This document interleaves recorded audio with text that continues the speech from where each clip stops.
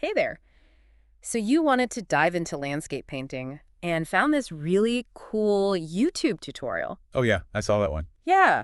It's not just like a how-to kind of thing, though, right? Yeah, it's way more interesting than that. Exactly. It's like a peek into how an artist actually thinks and works, which I'm all about. Me too. And you can tell this artist is really genuine.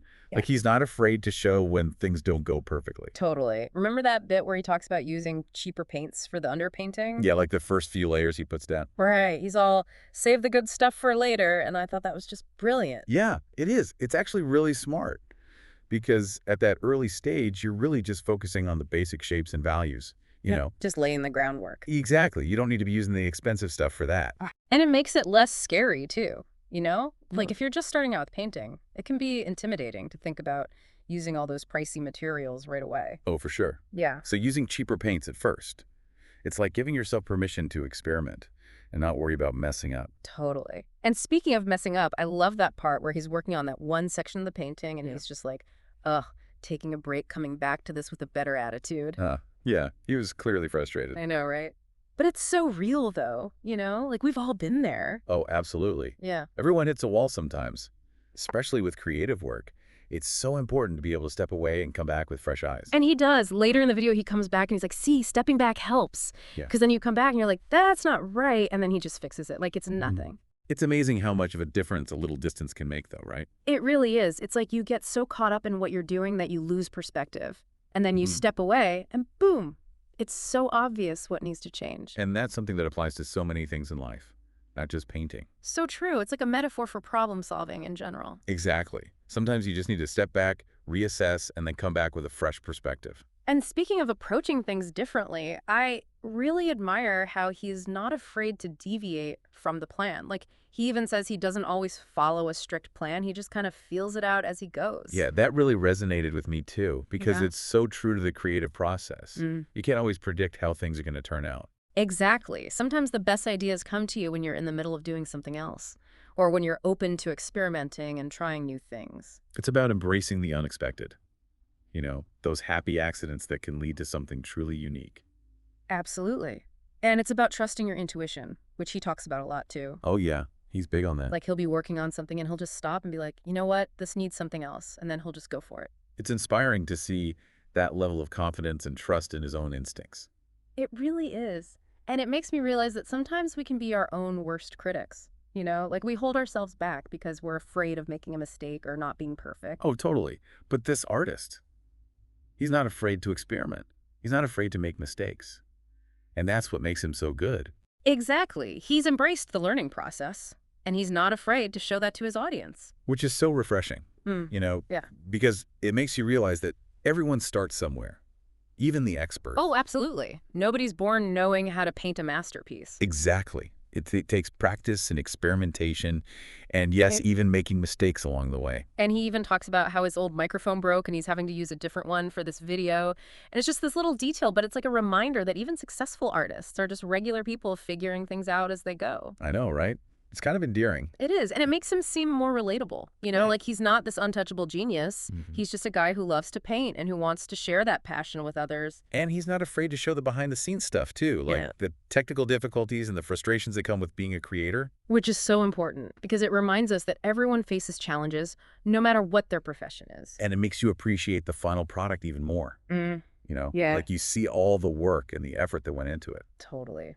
And speaking of the final product, I love how he explains his techniques in a way that's both informative and engaging. Like, remember when he's talking about tonal relationships in painting? Oh, yeah, that was a good part. Yeah, he used this great example of how a color can look totally different depending on what colors are surrounding it. Right, like the same blue can look brighter or darker depending on whether it's next to a dull brown or a vibrant turquoise. Exactly. And it just blew my mind because it made me realize how much our perception of color is influenced by context. Like the world is our canvas, Mm. and we're constantly interpreting and reinterpreting the colors and shapes around us. It's so true. And this artist, he just has this way of explaining things in a way that makes you see the world differently. He really does. He's like a masterclass in observation. Totally. Like, he's not just teaching you how to paint, he's teaching you how to see. Exactly. And that's a valuable skill in any field, Yeah. not just art. So true. Like, imagine if we could all just tap into that level of observation and awareness.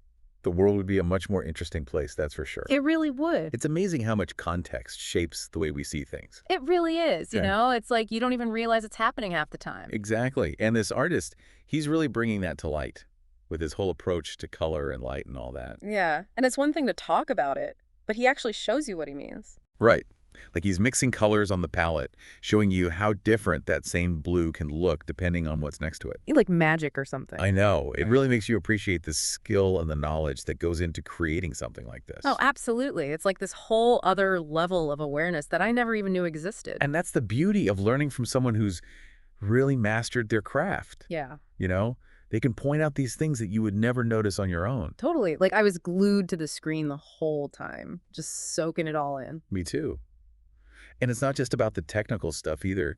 It's about the way he thinks about the process, Yeah. the way he approaches problem solving, Yeah. the way he embraces the unexpected. Yeah. Speaking of which, remember when he was talking about using a limited palette for the underpainting? Yeah, he was using that warm reddish brown for everything. Right. And at first I was like, why is he doing that? But then as he started building up the layers, it all just clicked into place. It's like he's laying the foundation for the rest of the painting. Exactly. And he said something like, using a limited palette helps you focus on values and relationships without getting bogged down in color choices. It makes sense when you think about it, because you're not trying to do too much at once. You're just establishing the basic structure and the light and shadow. Yeah. And it's funny because sometimes limiting yourself can actually make you more creative. Oh, absolutely. Yeah. Because it forces you to work with what you've got, you know. Wow. You have to get resourceful. And that's when those happy accidents happen. Exactly. When you're not afraid to experiment and try new things. And this artist, he's clearly not afraid to experiment. Like he's always trying new techniques and pushing the boundaries of what he can do. And he's not afraid to show his process either. Like he'll mess up and he'll just roll with it, you know. Totally. He's like, it's just paint. It's not the end of the world. And that's such a refreshing attitude, Mm-hmm. because I think a lot of us, especially when we're first starting out, we're so afraid of making a mistake. Oh, absolutely. We want everything to be perfect right out of the gate. But that's not how creativity works, Mm-hmm. you know. You have to be willing to make mistakes, Yeah. to experiment, to go down some dead ends. That's all part of the process. Exactly. And I think that's one of the most valuable lessons we can learn from this artist. It's not about being perfect. It's about embracing the journey. And enjoying it along the way. Absolutely. Because that's where the real magic happens. So true. You know, it's funny because I was thinking about that whole thing about using cheaper paints. Oh, yeah. About how freeing it can be. Yeah. And he actually talks about that directly. He does. Yeah, he was like, I used to think I needed all the fancy, expensive stuff to make good art. Oh, I know that feeling. Right. But then he realized it was actually holding him back. Interesting. Yeah. He said something like, when I started using cheaper paints, I loosened up. I wasn't so worried about making mistakes. That makes sense. You're not so precious about it. Exactly. And I think that applies to so many things in life, not just art. Totally. Yeah. Like sometimes we put so much pressure on ourselves to be perfect. We forget to have fun. It's so true. Like if we can just silence that inner critic, you know. Oh, yeah. That voice can be a real creativity killer. It really can. And this artist, he's all about embracing the process, the good, the bad, and the ugly. And the final painting is amazing. It's Yeah. like he took all those little detours and turned them into something beautiful. I know, right? It's like magic or something. It really is. Yeah, And it just goes to show you that you don't have to have it all figured out from the start. totally. You can make adjustments along the way. You can experiment. You can even mess up. And that's where the real learning happens. Exactly. So I guess the takeaway here is don't be afraid to experiment. Don't be afraid to make mistakes. And don't be afraid to have some fun along the way. Absolutely. Well said. Sure. So what do you say? We wrap up this deep dive. That's good to me. All right, well, that was fascinating. I don't know about you, but I learned a ton today. Me too. Always great to get a glimpse inside an artist's process. It really is. And who knows, maybe we'll even inspire some of our listeners to pick up a paintbrush themselves. Now there's a thought. All right, folks. Until next time, happy painting.